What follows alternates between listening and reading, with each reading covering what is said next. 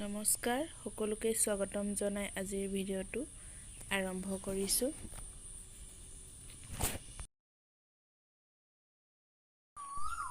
এয়া হৈছে নাহৰকটীয়া টিপাম গাঁও। পেহীৰ ঘৰত বিয়ালৈ গৈ ওচৰৰ পাহাৰত এহেজাৰ খটখটি বগাই ওপৰত এভাগ মন্দিৰ চাই আহিলো।